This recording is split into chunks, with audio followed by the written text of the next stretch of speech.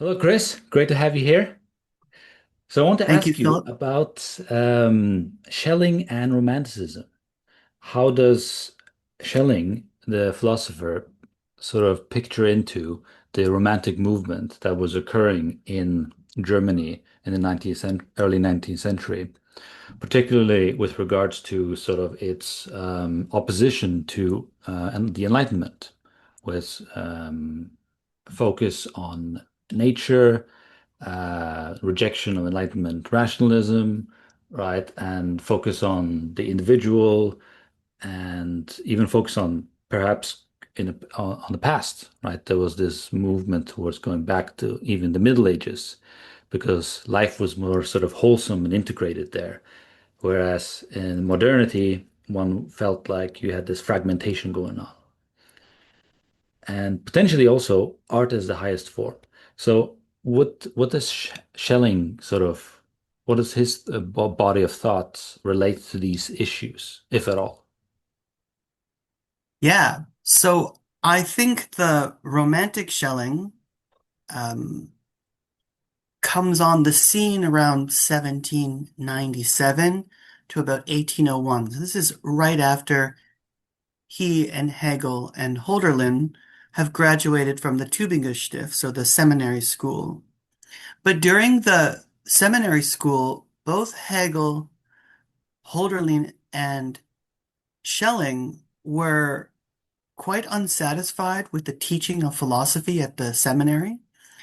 A lot of the teachers were Kantian, but they tended to have an odd Kantian slant on things. So it wasn't Kant, but it was something else. Hmm.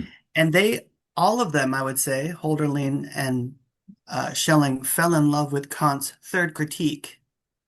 And at the Yeah. end of the third critique, what happens is that when it comes to nature, Kant has this idea that um, we can't we can't fully grasp nature, but we can, in a sense, we can almost see a kind of teleology in nature, where nature is has a kind of thatness to it, but we can only kind of get this from a reflected when we're reflecting on nature. It's You're not an thinking, actual concept or anything. yeah, This begins, this third critique starts the kind of romantic movement with people, figures like Goethe and Schelling and Hölderlin, even Hegel to the early Hegel, not later Hegel. I think Hegel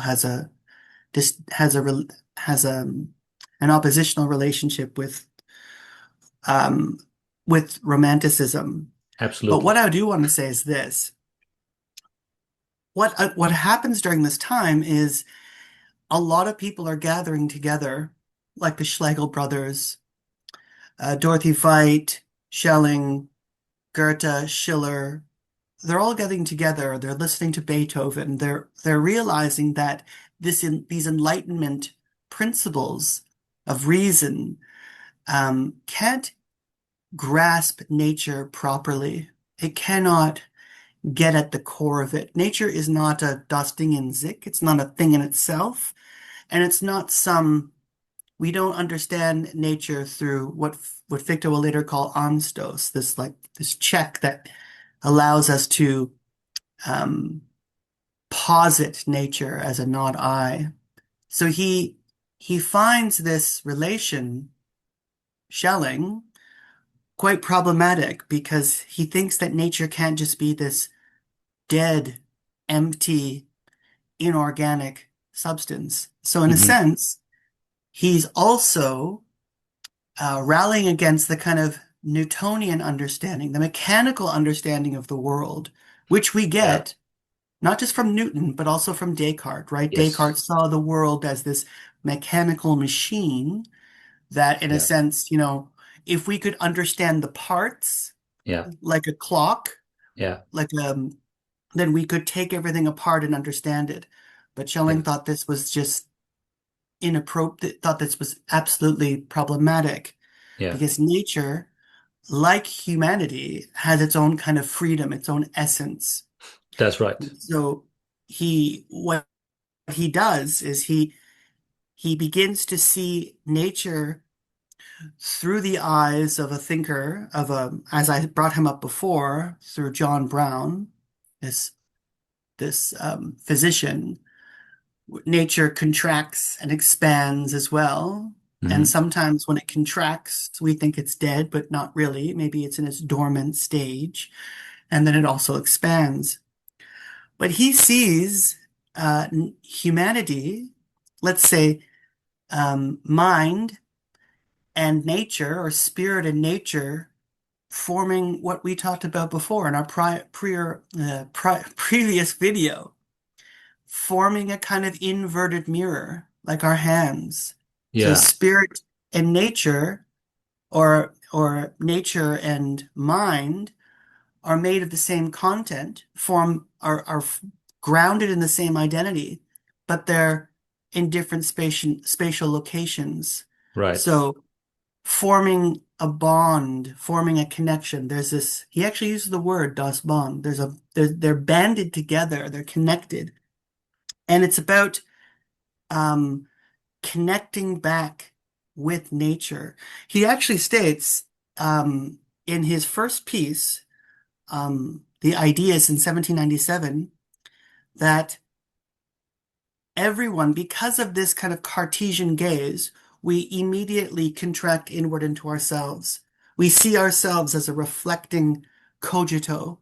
And he yeah, says that in itself is almost like a spiritual sickness. He uses the term spiritual sickness yeah, because what it does is it separates us from the living world, right? And right, Shelley wants to show that there's this bridge between us, this bond between nature and world. He even says that nature is visible spirit. right, Spirit is invisible nature. Now, what is spirit? Spirit yeah, for him is beneath the surface of matter. There are teeming these intensities within nature, this essence of nature. Nature has its own essence.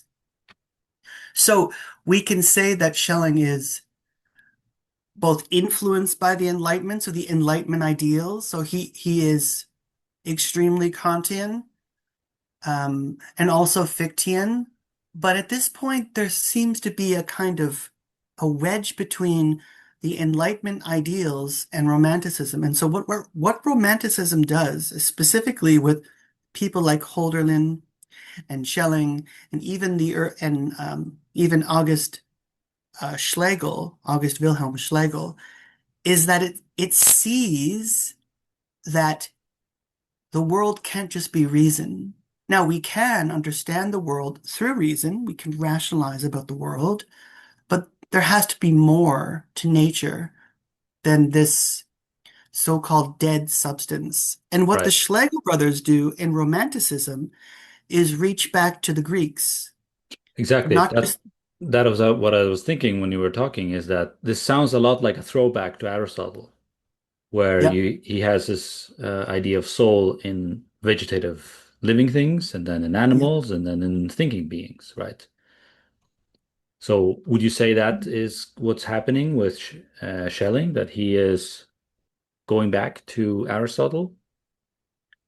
I think he's going back, let's say, to both Aristotle and Plato, because there is a huge Neoplatonic influence on him.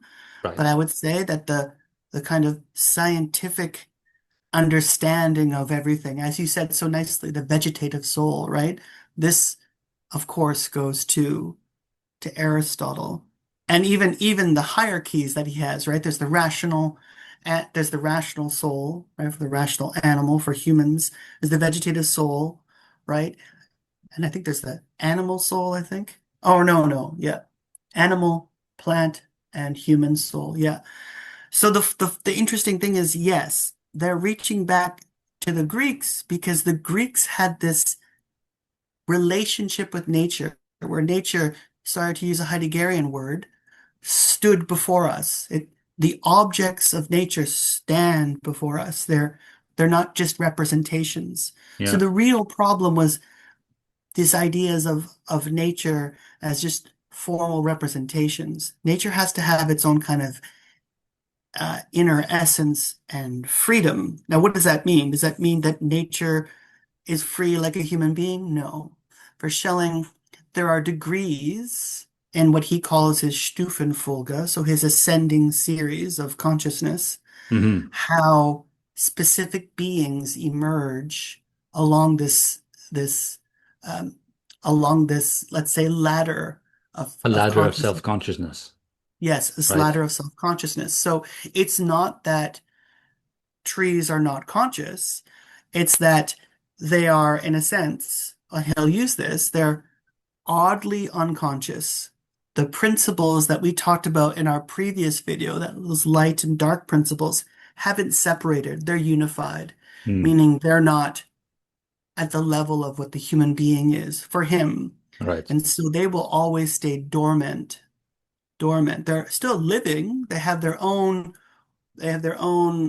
let's say, autonomy. They have their own, not autonomy, they have their own element of essence, but they're not at the stage of the human being. Human being is the merger of nature and of nature and consciousness, or nature becoming conscious through the human being. He would say that in 1799. Let me repeat that again.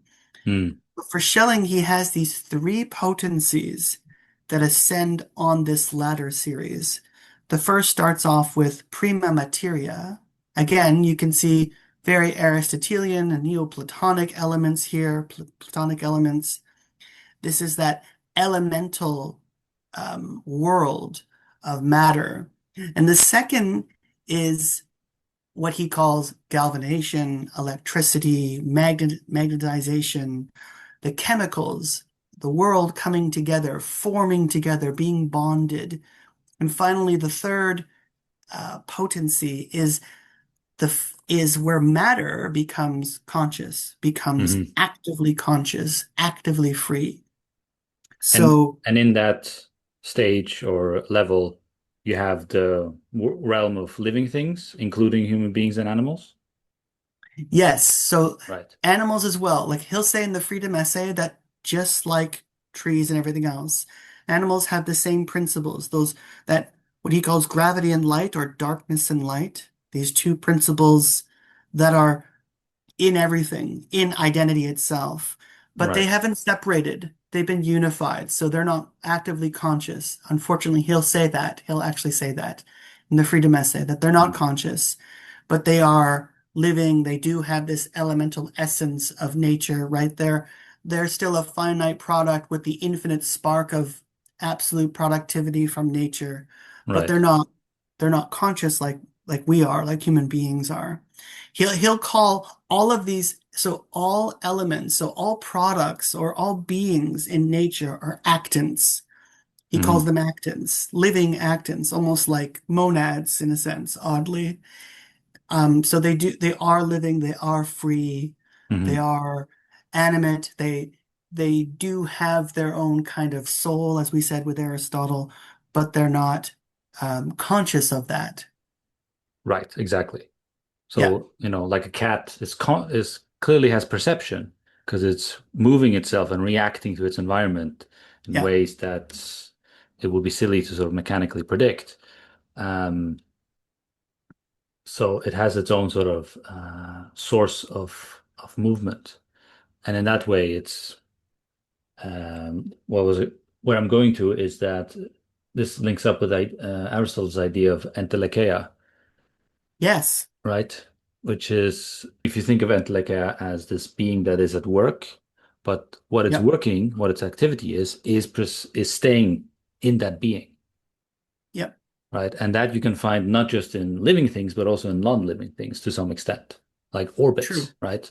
Yep, Where does an yep, orbit begin and end? How do yep. you have to sort of tilt your thinking in a different way? I want to ask, so it seems like nature is kind of like the main thing that uh, Schelling contributes towards Romanticism, right? Would you say that that's kind of like the most important thing for him, that as a romantic figure?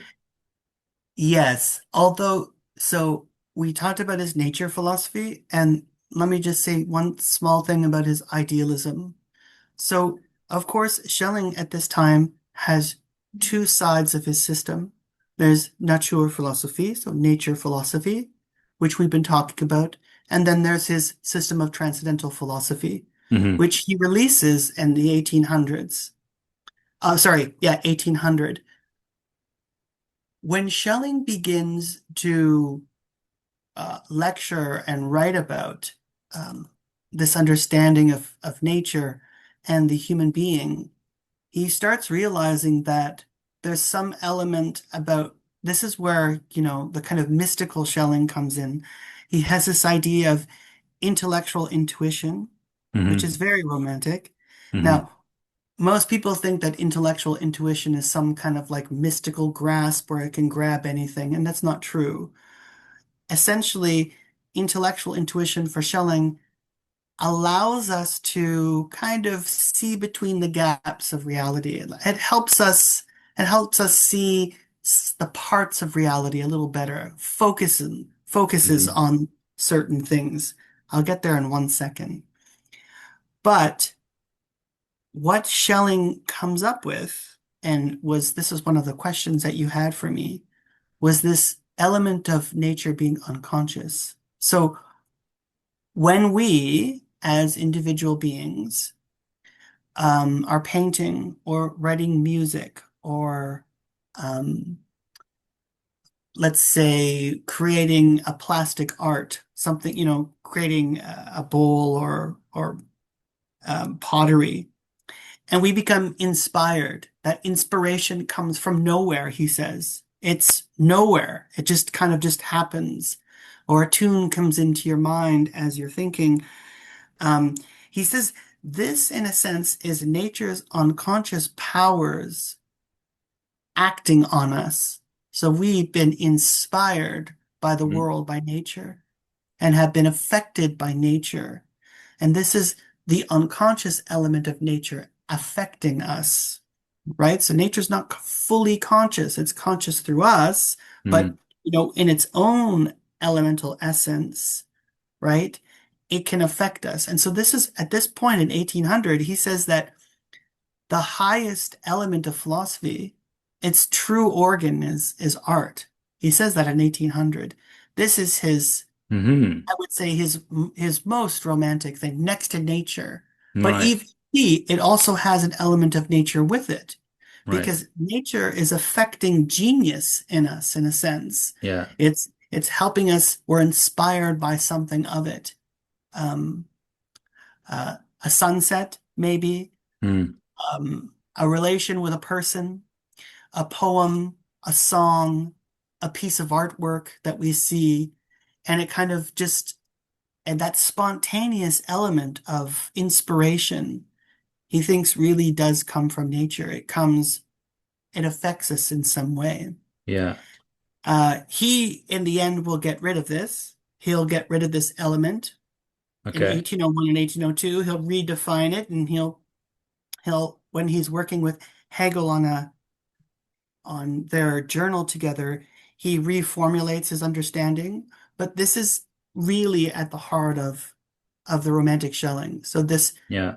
So nature as organic and dynamic and becoming and it affecting us in essence, creating genius, right? This nature's unconscious powers affecting us. Now, when I say this, people get weirded out. What do you mean? Nature's affecting us? It's as simple as you see a sunset. You see something beautiful in nature. You walk through a forest with a friend, or you're biking through nature away from the city, and you get that wow, that peaceful moment where you're going, this is beautiful. But Yeah. what gives you that realization? And he Hmm. says, this is nature acting on you. Yes. So You're forming I a think, kind of unique bond or a relation, right? With yes, nature, forming a, part of the aesthetic experience, being a exactly. moment of it. Yeah. Yes. So, Forming this aesthetic experience, yeah. form this unique bond. You said it very nicely. Absolutely. So it's interesting you say for Schelling that art is the highest form. So just to bring in a contrast, Hegel thinks very highly of art, right? He puts it up there with absolute spirit, but he doesn't think it's the highest.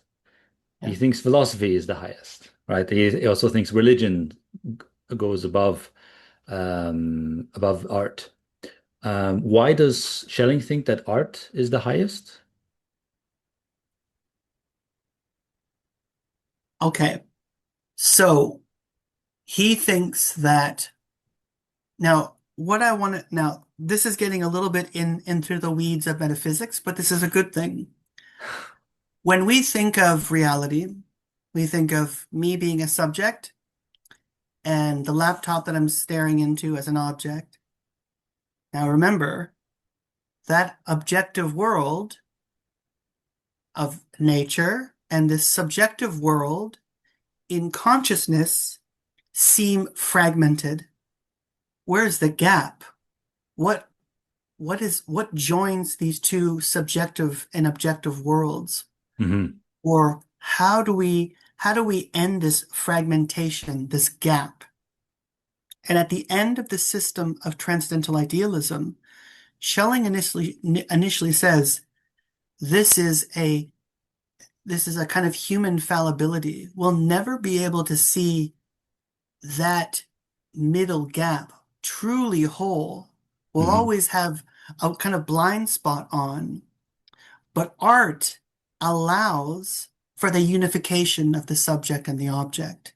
Okay. Art is that mediating force that allows for the gap to be filled. And Hmm. this is that moment of inspiration where we see the subjective and the objective, or nature and mind, completely wholly bonded together in Okay. a relation. So he sees this is that point. So art, for him, he states this, is the organ of philosophy. It Hmm. becomes the organ of philosophy, allows philosophy to to see that synthesization between subject and object purely Yeah. here. So it So sounds this like it's is a eureka moment. it is. It's a eureka moment. It's so funny because he he comes up with this at the very it's the last part of the system of transcendental idealism, where he's showing the bond, the connection between subjective and objective. So this is why he sees art as a major player. This Hmm. is his romantic element of linking the subjective world of mind Hmm. and the objective world of nature coming together. Yeah. Right? Like I can continuously talk about my left and right hand or heads and tails coin, that we've been talking about this relationship of the parts making up the whole. But when we think about it, when we're experiencing and we're writing about this or thinking about this, we always seem for Schelling fragmented.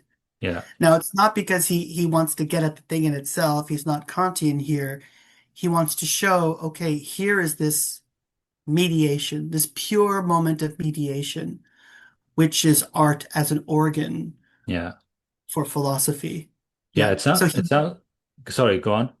no. That's all I wanted to Okay. say. Yeah. So it sounds like for him, that's like where you bottom out in terms of figuring out the truth, how things hang together metaphysically.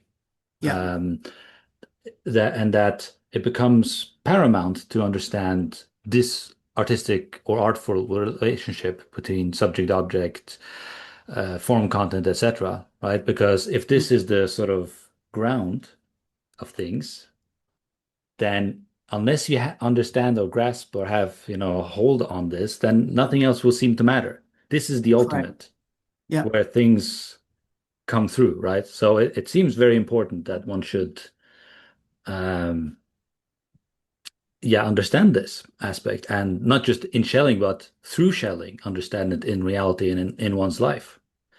Right. So then Yeah. it becomes a practical matter, right? It It becomes something is. that can affect one's own life and how you see the world and your value system and everything. Yeah. So keep in mind, in the 1800s, he's in Jena. He's around Goethe and Schiller and the Schlegels. Novalis hasn't died yet. Tieck, the poet, he's around a romantic audience. He's also, Caroline Schlegel is there.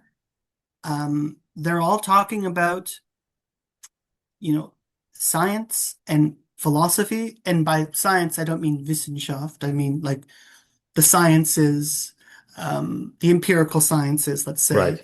Yeah. Um, and they're talking about how stale the world of academia is with these divisions, of the empirical sciences and mathematics. And really, there should be a kind of sim philosophy. There should be a kind of an absolute, like a coming together of everything, almost like the encyclopedists, of Hmm. France. So there should be, everything kind of comes together, coalesces together. And they're talking about this. Schiller is talking about, you know, the beauty of poetry, and Goethe's talking about colors and plant and the Urpflanze, the germ, right? The Yeah. ultimate archetype. Um, Novalis is talking about, the pluralism of poetry and life, and they're all having these great discussions. And this is Schelling's kind of point where he's like, yeah, this is where art fits in. Art fits in this moment. Now it's funny, in 1801, he turns away from this position. So I would Hmm. say the romantic Schelling, kind of his period of romanticism, ends with Caroline Schlegel's daughter passing away, Hmm. Augusta. She passes away, and the group kind of fades. The group almost ends. Novalis has passed away. Hmm. Schelling forms a new system, which he calls it his presentation of a system of philosophy, where he's at the same time moving away from Fichte, moving away from everyone. He's getting closer to Hegel at this time. They're writing lots more letters about what reason is and the role of reason. Yeah. And he abandons this model of art bringing as the mediator, as the Okay. organ of philosophy. But yes, I would say for your question, this period from 1797 to 1801, where the Jena Circle is flourishing and Schelling is deeply engaged in nature and philosophy, yes, this is the romantic Schelling to a Yeah. T, yes. So he becomes less romantic then as he develops his thinking. He becomes uh, much more inspired by Spinoza. So Yeah. Goethe sends him Spinoza's Ethics in I'd say the summer of 1800, and he starts writing his system in a geometrical fashion, modeled As one after. does when one reads Spinoza, you just start geometrizing all your writings. Yeah, I'm just going to write my So shopping list with in a geometrical axioms form. and corollary, yeah. So he writes this beautiful system with 153 propositions. I think 1 to 59 is just is transcendental philosophy, and the other half deals with nature. But it is him, in a sense, forming a kind of monistic system Hmm. followed by Spinoza, you know. But yeah, complete. So he changes his element to the Hmm. point where when he releases his lectures on the philosophy of art, he has a different opinion. Now, for him, um, the true element of art is mythology. He falls in love with mythology Hmm. again, and mythology has a huge role for him. So there are a lot of, this is the thing about when Hegel calls Schelling a Proteus, a protean thinker, he's kind of right. Schelling is experimenting Yeah. and constantly reflecting and changing his positions on several things. Yeah. It sounds like he moves from the aesthetic realm over into the more of a religious realm with Yes, kind of divine inspiration, mythological narratives that are meant to evoke ideas, um, not just presenting a good story, but the story is itself is a vehicle for those higher ideas and ideals, and to put us in touch with the divine, right? absolutely. Yes, So, so in 1805, um, I would also say Hegel was there around there as well too, was super extremely inspired by a Catholic theosopher and thinker in Bavaria named Franz von Baader. Now, mhm, Baader is an important thinker in German idealism. What Baader does is Baader resurrects the Catholic tradition and German tradition. So the Teutonic tradition and the Catholic tradition, Latin tradition. mm, He starts reading thinkers like Meister Eckhart, mm, Cusanus, but also the Protestant mystical thinkers like Jakob Böhme yeah, and and Frederick Christoph Erdinger and many of these thinkers that start rethinking our relation to what you just said, religion, to the divine. yeah, And this inspires many thinkers at the time, not just Schelling, possibly Hegel, and people like Eschmeyer around him as well. But Schelling becomes deeply involved with philosophy and religion and their relation after his presentation. So from 1804 onward, he starts rethinking the relationship between philosophy and religion, right up to the Freedom Essay. And that's the pinnacle of his work with philosophy, the divine, religion, the role of our relation to the divine, mhm. God, deity, all of this, and mythology too. So, final question on this matter. Do you find it is a kind of logical pathway that Schelling took that makes sense in terms of one's own intellectual development? That you are first immersed in the sensuous, the beautiful, the sunset and the beautiful forest and the music and so on and so forth.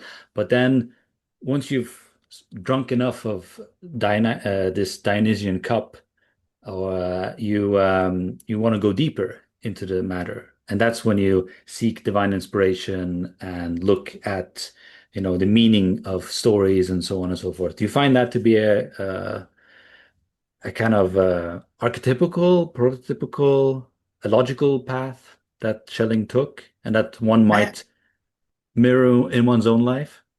I actually don't want to say anything. I want to just agree with you because what you said was so beautiful. But yes, no, I think it's the most logical path that he takes. The only thing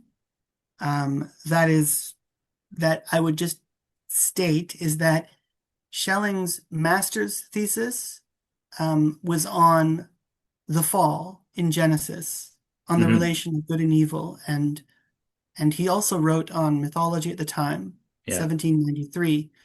So he returns to these religious ideas, these religio mythical ideas later. But you're right. He's young. He's meeting all of these very interesting people, talking science or the empirical sciences with Goethe, talking about poetry with Schiller, even having conversations with Schleiermacher about religion and its role. And many of these romantic figures are all around him, and he's young. He's very young, right? And of course, he's in love with the sensuous. He's in love with the sensible.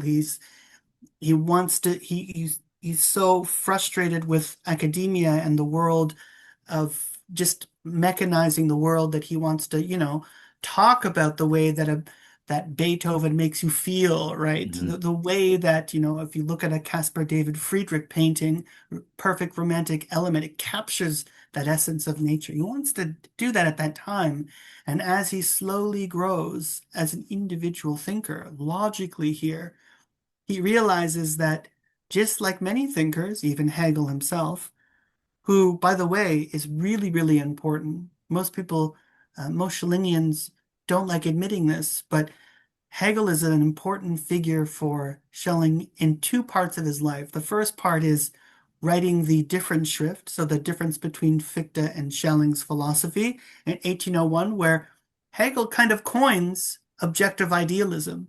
What Schelling's doing. Schelling didn't even have a name for it. Hmm. Hegel is the one that names it, names the theory, and much later, because of the science of logic, Schelling realizes um, idealism can only go so far. He needs to create a kind of positive philosophy, a notion of positive philosophy, negative philosophy that he, by the way, gets from Kant. Kant Yeah. brings this in the Critique of Pure Reason, negative and positive philosophy. So Hegel is also in the background, really, not just coaching, but also helping him, right? Hegel's older than him, but they both have this relation in this journal that they're working on very hard. So, yeah, no, there's this logical progression where he realizes that he's done certain things and now he's forming a relation with the divine, with the absolute, right? We drop the language of the unconditioned and now we're talking about the absolute, right? Absolute spirit or absolute identity, as he calls it. So, Yeah. yeah, I agree with you. Okay. Thanks so much, Chris. This was awesome. Really enjoyed it. Thank you. Thank you for having me.